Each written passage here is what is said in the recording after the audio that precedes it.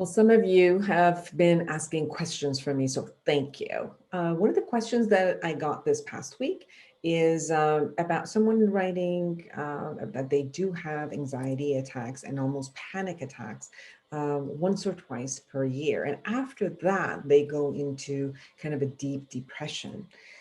So, anxiety attacks come in because we have experiences of anxiety and about something, whether it's an unknown concept, whether we're anxious about the future, maybe we see things about our future that are only negative. We create a negative kind of a scenario in a film, let's say, that we direct in the future and it's all bad. Some people are in a space that they've been hiding something, withholding something, lying about something. They've done something that they think it's bad or wrong, and they're afraid that they're going to be caught.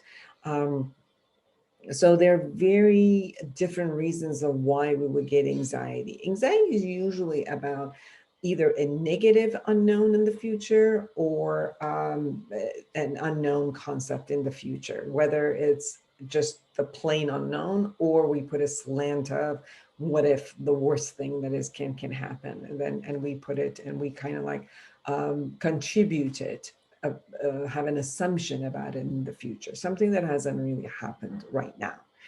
When we have that throughout the day, our body goes through a reaction. And after a while, it just becomes hyper vigilant toward anything that is stressful and it's unknown.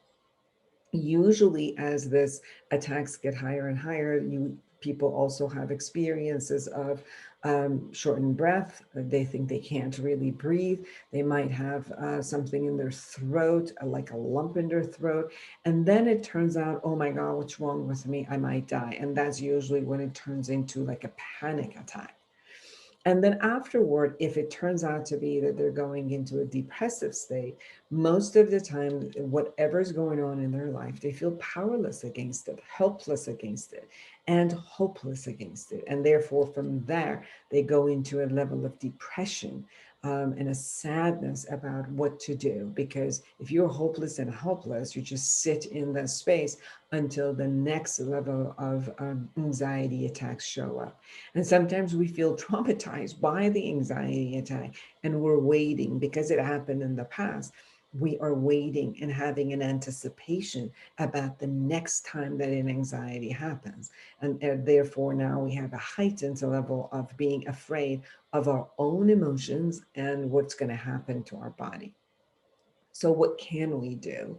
First of all, it's looking at a couple of different ways. One, in order for our body to calm down, we have to do things to calm it down. So we have to, instead of it getting activated, we have to do the types of breathing, meditation, and exercises for it to actually know that it's safe and it's releasing and it's calming down. So we begin with exhaling. You can count your exhales. Don't worry about the inhale. As long as you exhale, I promise you, the inhale would happen automatically. So sometimes when you tell people to do deep breathing, they go, they go like, and they hyperventilate afterward or they get dizzy. So you don't need to actually even worry about your inhale. Just start exhaling long. Start counting as much as you can with these in exhales. After you exhale, you can even start it with a sound like ooh. You can even sing a tune, sing something that you like, and start caressing your own body and letting yourself know with the mantra, it's safe, it's okay, all is well, I'm safe, I'm alive, it's going to be okay.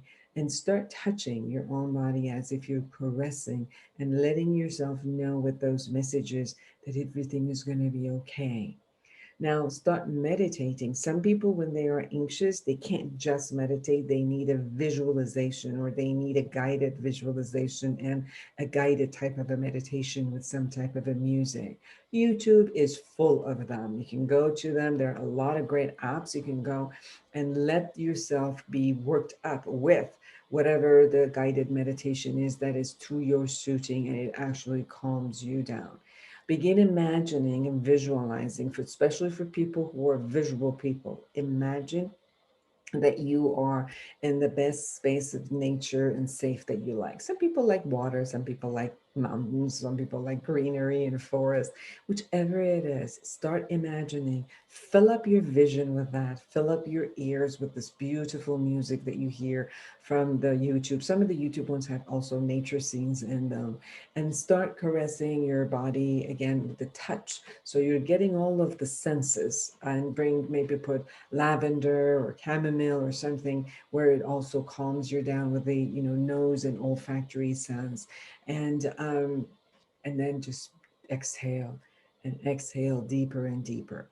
And sometimes when you are very anxious and you can't calm down first, what you do first is to walk, run around, jump as if you're on a trampoline, play as if you have a rope. Do any of the active things so that you get that intensity out of your body, and then you calm yourself down.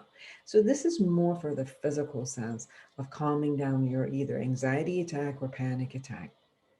Then tell yourself, what is it that I'm thinking or triggered it, and allow yourself to calm that down with finding and doing a reality check. Am I safe now? Am I okay now? What is it? Has it happened or not? Is it just a fear? Is it something that is not just a fear, that they can be actually planned out and that would happen? What is it that I can do right now? What is it that I can do tomorrow? What is it that I can plan? So these are the things that you can tell yourself to kind of calm down from the anxiety. And if there's a sadness, or is this something that you're still grieving? Is something you're not facing? Is there something you need to let go?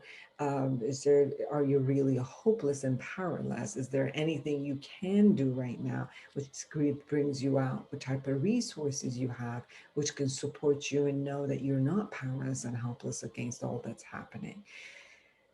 Yes. So you can actually go through this, first handling your body, then handling your mind.